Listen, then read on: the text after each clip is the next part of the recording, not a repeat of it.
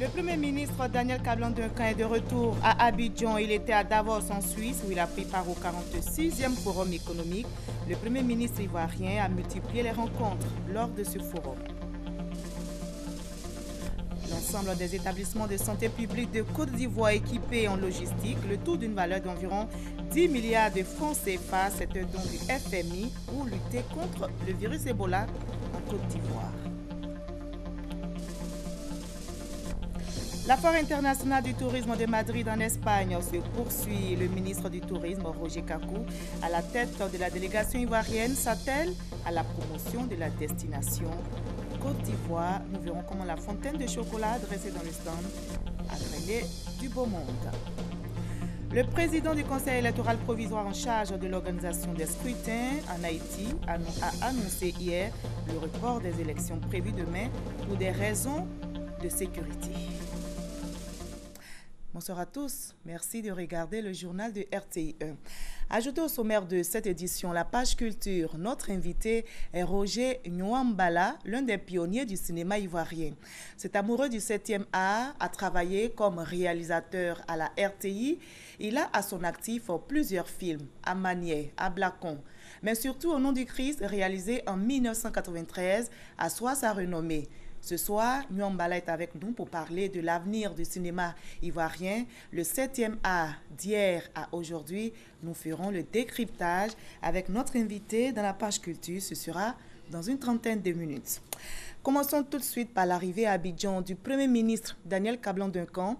Il revient de Davos en Suisse où il a pris part au 46e Forum économique. 5 jours de rencontres et de discussions du Gotha de l'économie mondiale. Le Premier ministre ivoirien, très actif à ce forum, a multiplié les rencontres. Il a échangé avec des chefs d'entreprise qui s'intéressent déjà à la Côte d'Ivoire. On fait le point avec Abou Sanogo. Parti prendre part au 46e Forum économique de Davos en Suisse du 21 au 23 janvier, le Premier ministre Daniel Kablan-Duncan a regagné Abidjan. À ce forum, Daniel Kablan-Duncan, qui a représenté le président de la République Alassane Ouattara, a eu plusieurs entretiens au cours desquels des questions liées à l'énergie, aux finances et l'aéroportuaire ont été abordées.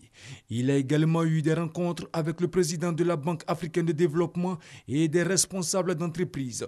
Une mission fructueuse selon le Premier ministre Daniel Kablan-Duncan. Nous avons reçu les responsables de Nestlé qui sont venus nous voir d'une part pour confirmer au président de la République une rencontre internationale qui va avoir lieu ici au mois de mai, le 25 février 2016. Nous allons avoir une rencontre avec tous les usiniers du monde qui sont intéressés par le cacao ici à Abidjan. Mais aussi nous avons abordé une question qui nous intéresse particulièrement dans le cadre de la TNT, et où vous avez un certain nombre de diffuseurs, je dirais, tricheurs, qui essaient d'avoir vendre des décodeurs ici au niveau de la Côte d'Ivoire. Le président de la ACA a fait des propositions qui vont être bientôt examinées au niveau du Conseil de gouvernement. 2 entreprises indiennes sont venues nous voir. Une qui est intéressée donc par Marabadiassa, qui veulent développer la culture du sucre et d'autres produits agricoles, et une autre qui veut développer les transports. Il y a beaucoup de gens qu'on a rencontrés. Je pense que ça a été assez long, mais fructueux. Environ 2500 participants issus d'une centaine de pays ont pris part à cette rencontre. La délégation gouvernementale, conduite par le Premier ministre Daniel Kablan-Duncan, était composée du ministre de l'Industrie et des Mines Jean-Claude Brou et du ministre de l'Économie numérique et de la Poste Bruno Nabagné-Koni. À ce sommet de Davos, les dirigeants des différents pays ont été exhortés à travailler ensemble pour relever les défis du monde, notamment freiner la chute des marchés boursiers. Ces défis seront-ils relevés? Comment s'est déroulé le dernier jour des travaux à Davos, en Suisse? Élément de réponse avec notre envoyé spécial, Alexis Ouidraogo. Les systèmes alimentaires mondiaux.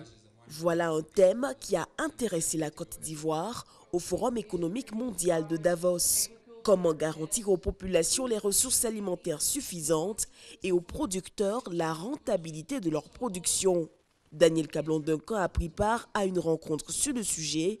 Il s'est agi de faire des propositions. Les questions qu'on évoquait ici sont des questions importantes comme celle de la conservation des produits agricoles, parce que un peu partout, on l'a entendu, 30% de la production agricole est perdue. Comment faire en sorte qu'il y ait moins de pertes?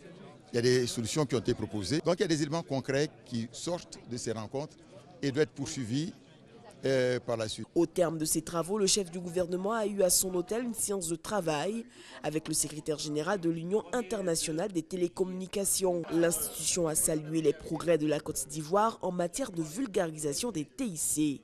On a discuté les projets pour renforcer notre coopération. Donc je vous raconte Côte d'Ivoire comme un bon exemple de développement de TIC dans le continent africain.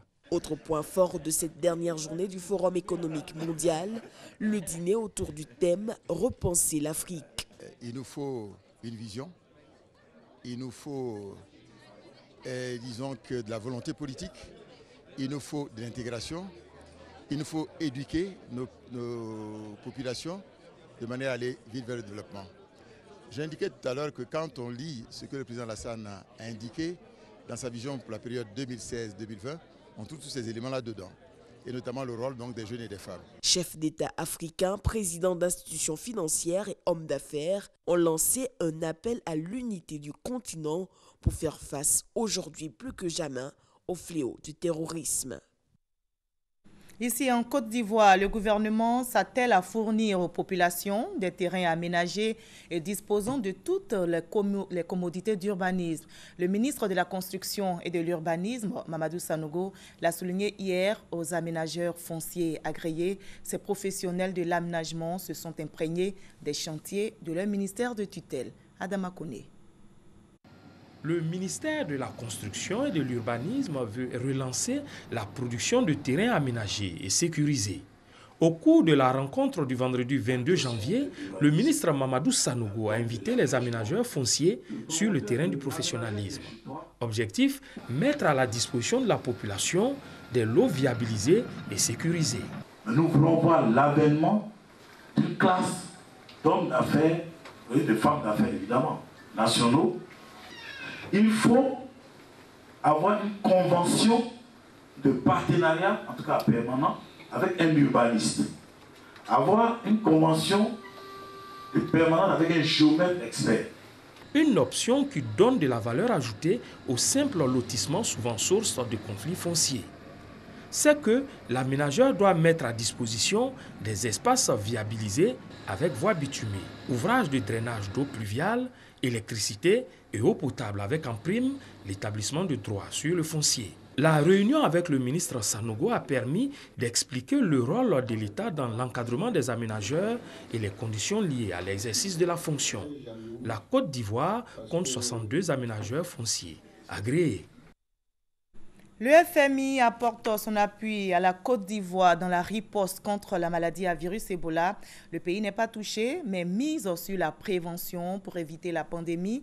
L'ensemble des établissements de santé publique ont été équipés en logistique, notamment en moto, ambulances, véhicules 4x4 et camionnettes. Coût des dons, environ 10 milliards de francs CFA. Christelle Nda, Mamadou Kwasi. 24 milliards de francs CFA, c'est le montant de l'appui budgétaire du Fonds monétaire international FMI au ministère de la Santé et de l'Hygiène publique dans le cadre de la lutte contre la maladie à virus Ebola.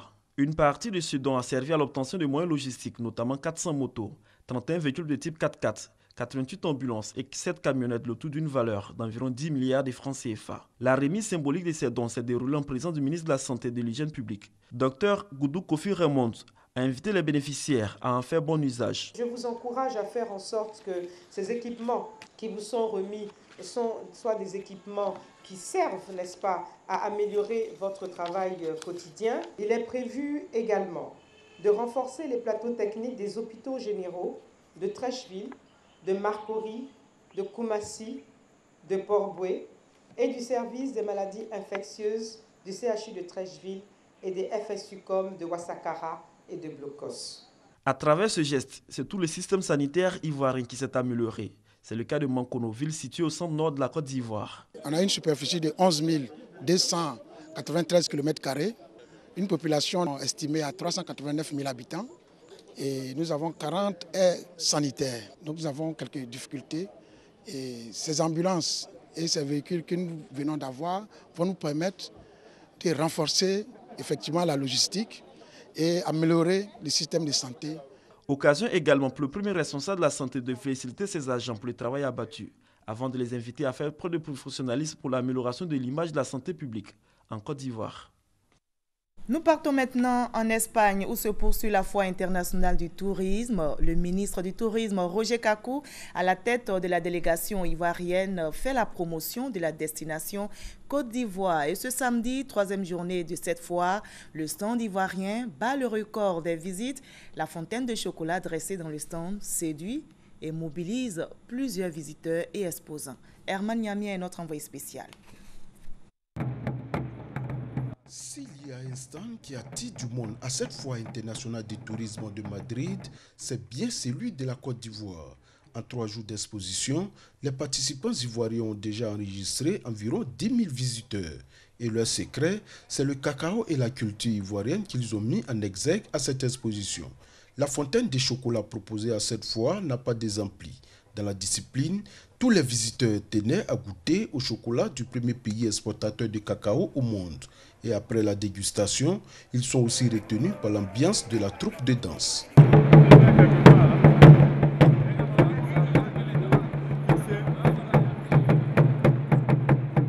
Des séances photos avec les danseurs et surtout les échanges avec les exposants ivoiriens ont pu convaincre de nombreux visiteurs de choisir la destination Côte d'Ivoire pour leurs futures vacances et aussi pour des affaires. Oui, j'aimerais bien.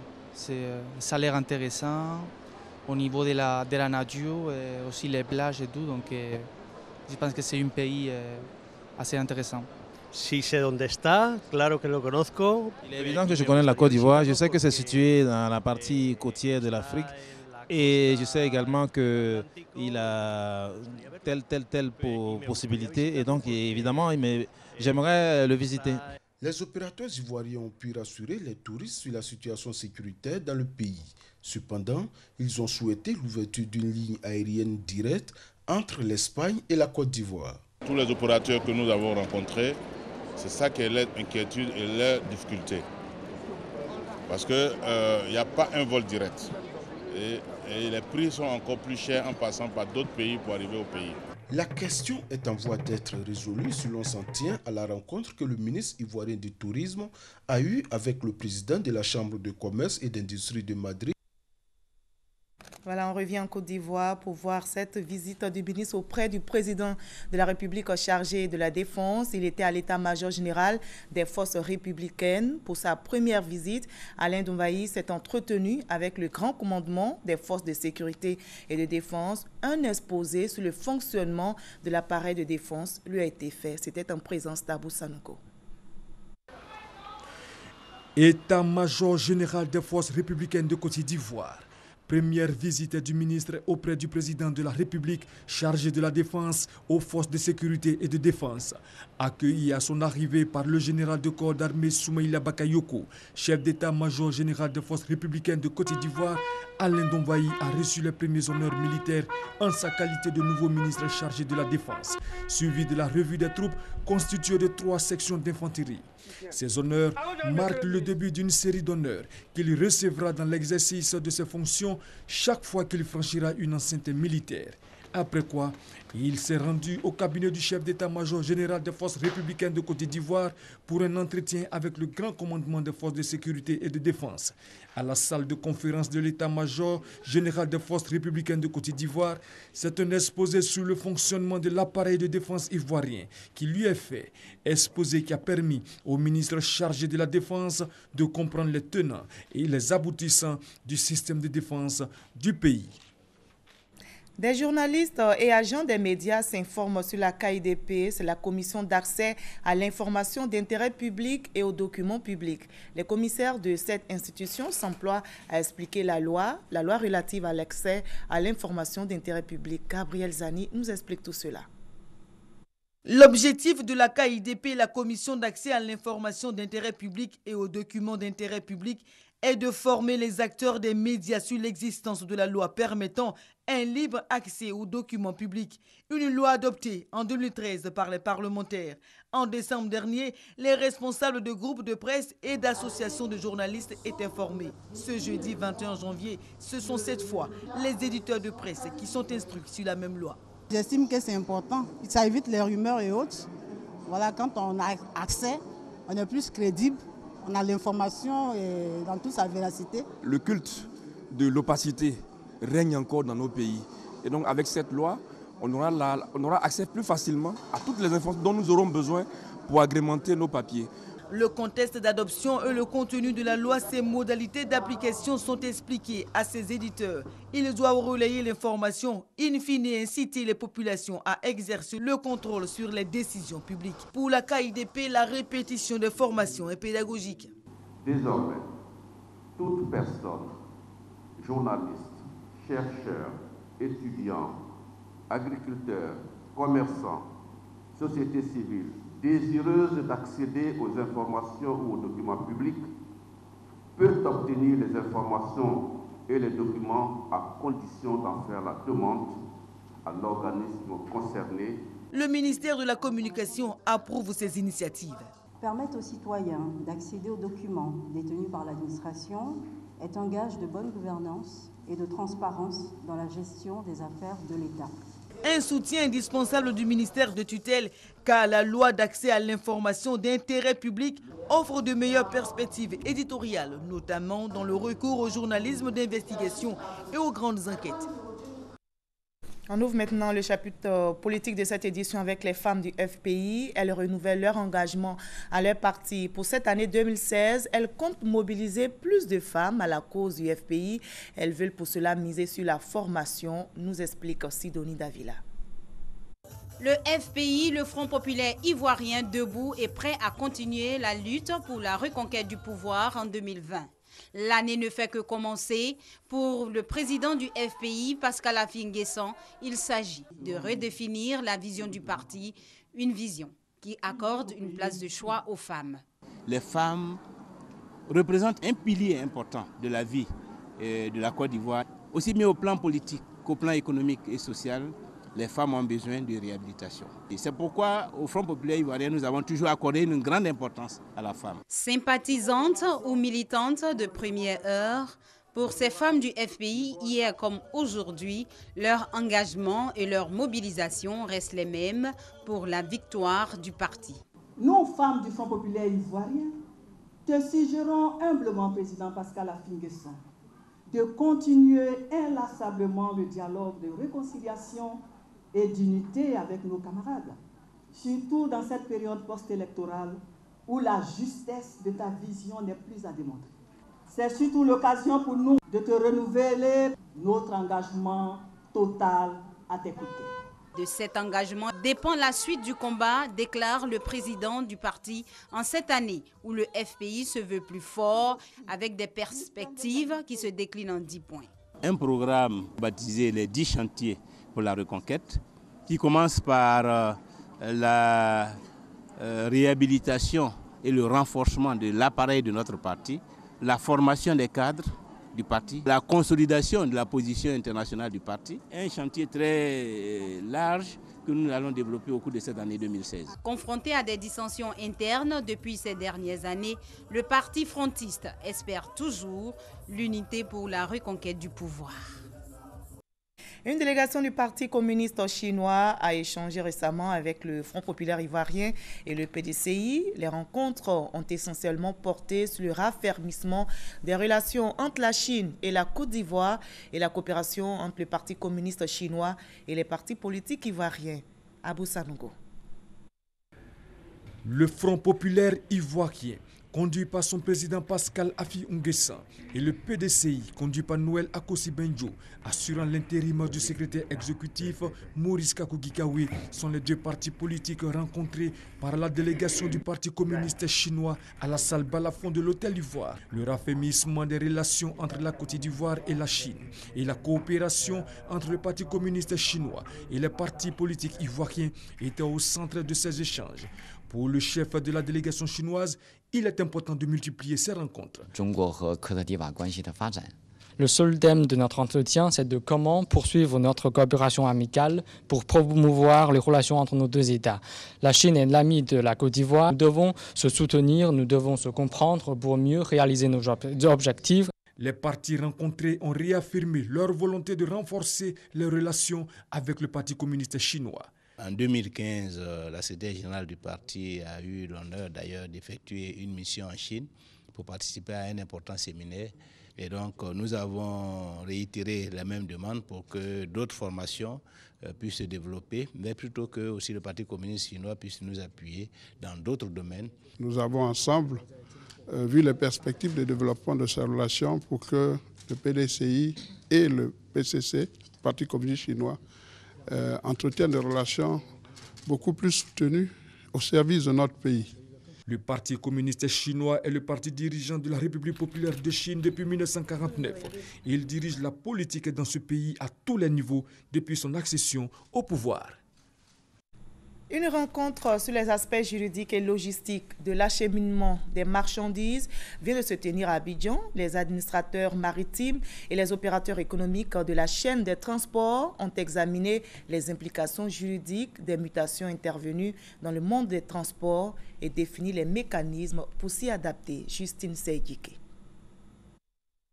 En 2014, une étude de la Conférence des Nations Unies sur le commerce et le développement CNUCED révèle que 80% de volume et 70% de valeur des échanges ont été effectués par la mer. Ces pourcentages sont plus élevés pour les pays en voie de développement dont les économies reposent sur l'exportation de matières premières agricoles, minières et minérales et l'importation de produits manufacturés, de biens d'équipement et de construction. Comment garantir ces échanges maritimes en perpétuelle évolution sur le plan juridique et en termes de logistique?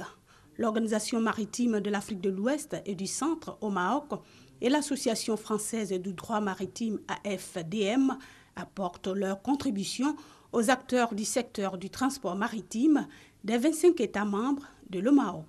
Sachant l'importance stratégique du transport maritime pour les économies de nos États, il nous est apparu indiqué de permettre aux acteurs de réfléchir sur l'évolution des conditions dans lesquelles ils exercent leurs activités.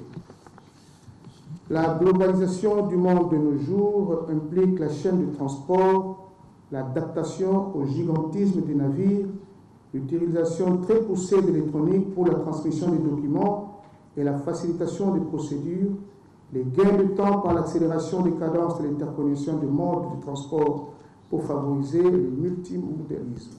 Nous souhaitons que l'Association française de droit maritime puisse être un relais avec les associations nationales de droit maritime qui ont été revivifiées récemment, de manière à ce qu'il y ait une ouverture internationale sur les projets que les États africains pourront proposer. Pour la Côte d'Ivoire, pays hôte, cette rencontre de 2 jours sur les aspects juridiques et logistiques de l'acheminement des marchandises par voie maritime est d'un intérêt capital, elle qui entend s'adapter aux mutations pour être compétitive.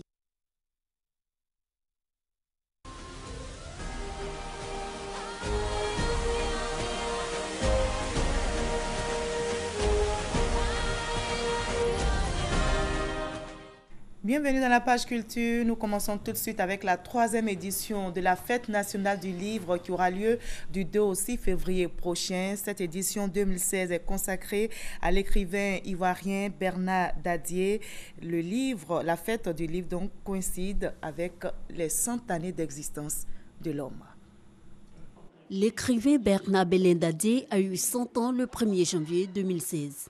La 3e édition de la Fête nationale du livre va rendre hommage à ce pionnier de la littérature ivoirienne. Bernard Dadier est né en 1916. Cette année, il fête ses 100 ans.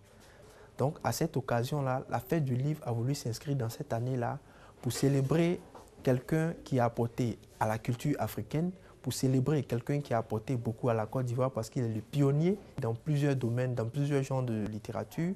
Voilà, donc ce pionnier-là, ce patriarche-là, pour nous, c'est un commandement, voilà, je dirais divin, de célébrer ce père, le père de la littérature ivoirienne.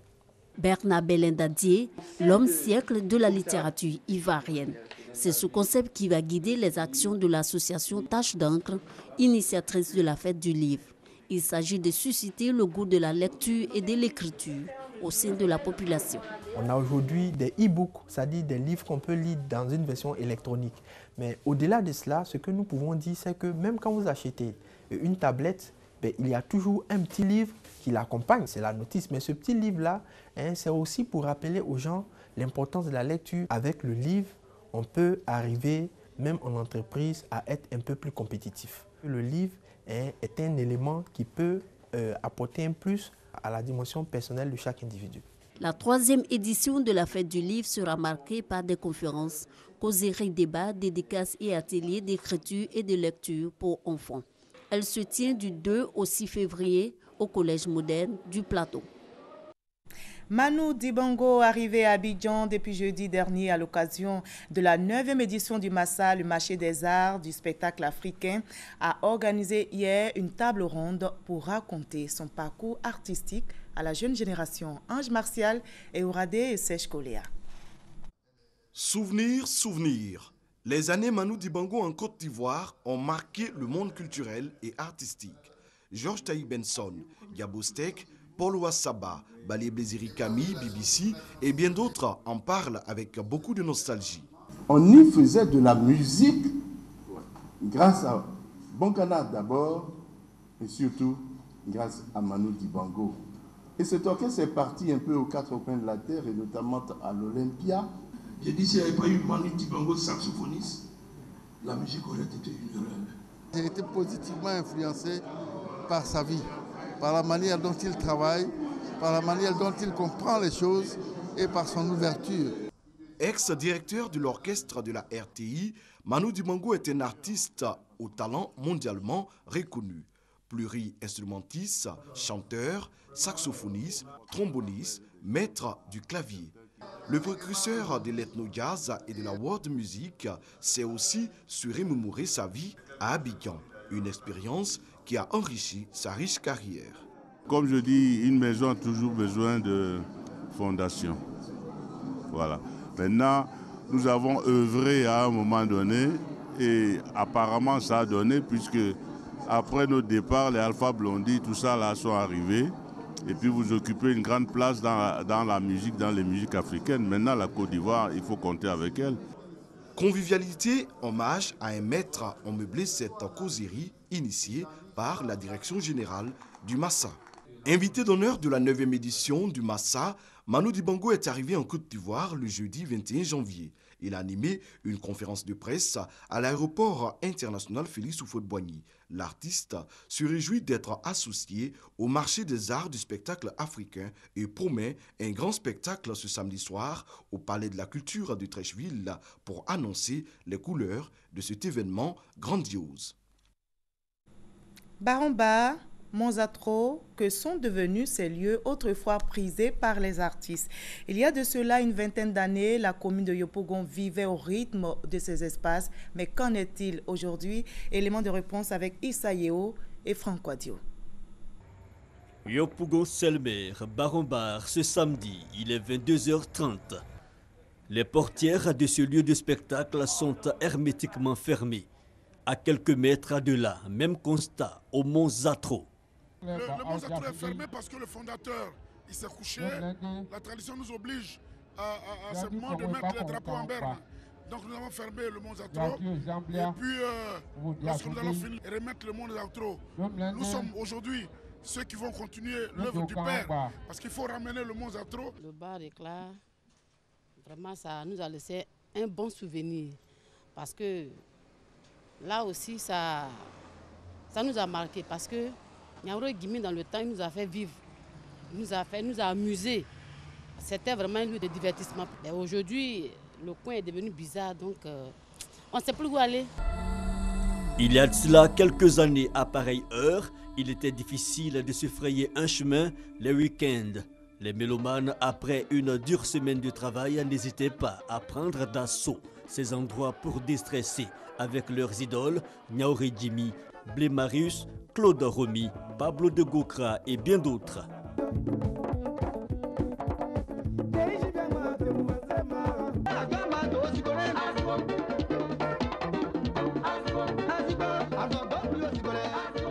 Avec l'absence de spectacles, ces salles sont devenues des lieux de culte les dimanches, souvent aux grandes dames des mélomanes et des artistes eux-mêmes. Nos activités culturelles ont pris le coup.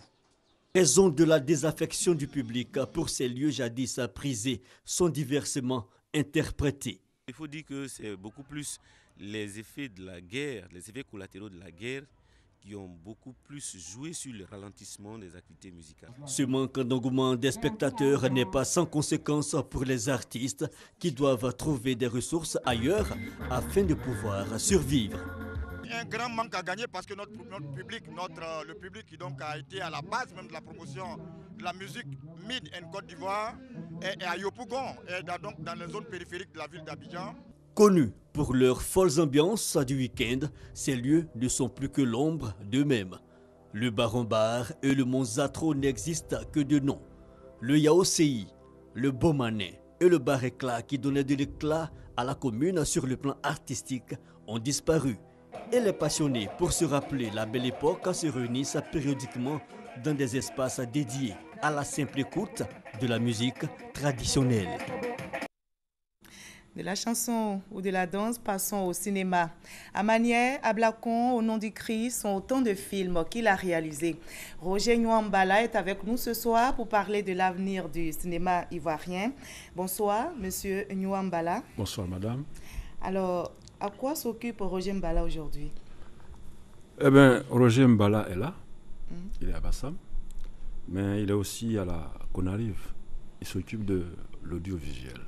Donc, il ne s'est pas retiré de la caméra? Non, c'est un métier, j'allais dire, éternel. On l'exerce durant notre existence. D'accord. Depuis Adangama, présenté au FESPACO en 2002, c'est ça? Oui. Vous n'avez plus sorti de film. Pourquoi? Simplement parce que c'est assez difficile de mettre sur pied une production.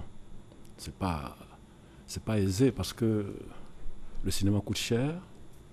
Et puis ensuite, il faut savoir que le marché en Côte d'Ivoire est très étriqué. Il n'y a pas assez de salles. Donc voilà. Vous êtes confronté par rapport aux difficultés?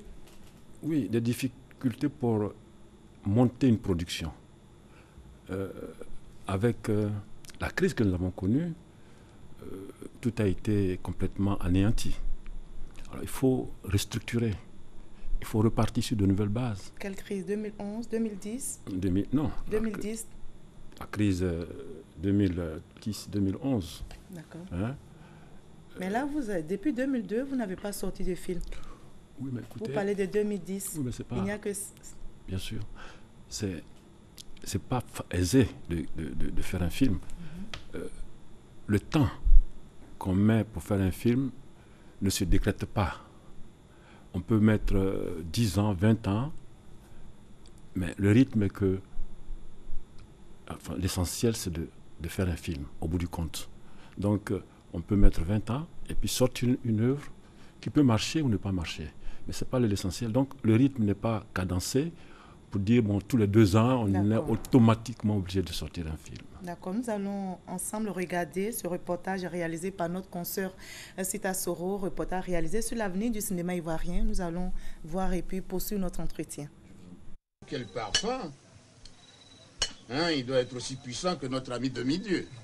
Passé l'époque où l'industrie cinématographique en Côte d'Ivoire était de celles qui faisaient parler d'elle, où les salles de cinéma entraînaient du beau monde. Aujourd'hui, seuls quelques films font l'affiche des salles de cinéma. À ce sujet, une préoccupation demeure, le manque de formation. Aujourd'hui, il y a beaucoup de personnes qui viennent se former un peu sur l'État. Tous ces métiers-là s'apprennent. Être acteur est un métier, il faut l'apprendre. La professionnalisation du métier est un défi à relever. Des écoles spécialisées apportent aujourd'hui leur contribution en formant, par exemple, dans le domaine de l'actorat, avec l'acquisition de techniques et de savoir-faire étant indispensable à la profession. L'école d'actorat qui s'ouvre est une école pour apprendre à faire du théâtre, donc plus tard du cinéma.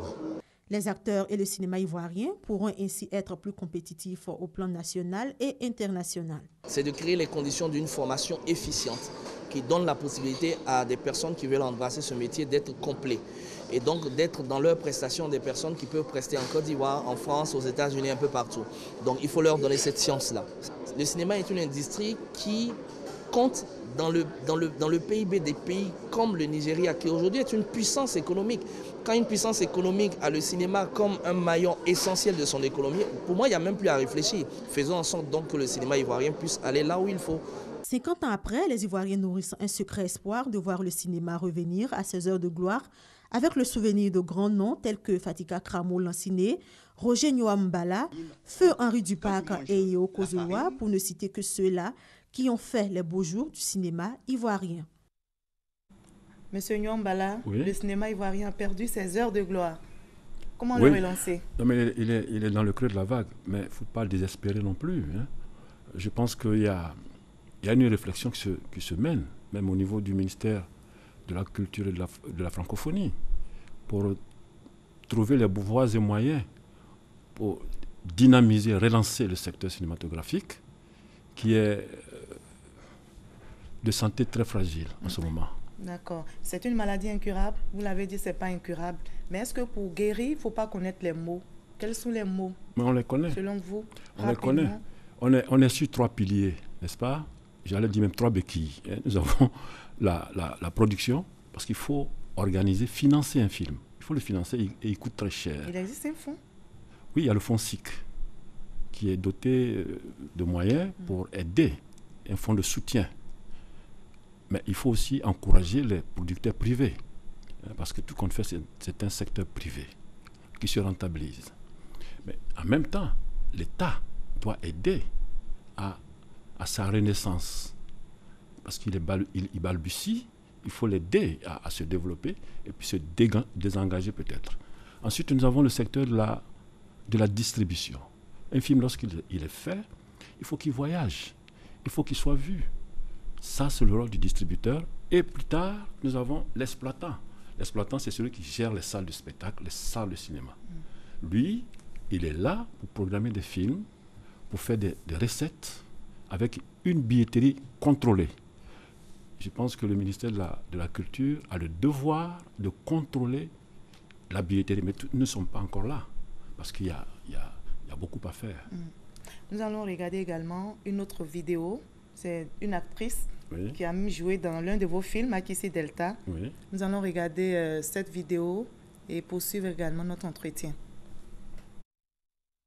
Le cinéma a un problème parce que ce n'est pas reconnu en fait les séries. Seulement peu de temps qu'on commence à parler des séries. À l'époque, ce n'est que le cinéma grand écran et il y avait peu de personnes. Il n'y a que les grands réalisateurs comme Feu Henri Dupac, Nyuambala, Fatika Kramo, Yeo Kozoloa et Jean-Luc Koula qui réalisaient des films. Ce n'est pas parce qu'un ami ou un voisin t'a appelé pour figurer dans un film que tu connais forcément le problème du cinéma. Bon, parce que dans toutes choses, il y a des règles. Un cinéma qui n'est pas de qualité ne peut pas remporter des prix. Ça veut dire qu'ils sont en compétition avec d'autres productions cinématographiques et le ministre est conscient des faiblesses qu'il y a et c'est pourquoi il met un accent particulier au niveau de la formation. Et l'Office national du cinéma de Côte d'Ivoire est en train de mettre tout en œuvre pour encadrer ce secteur.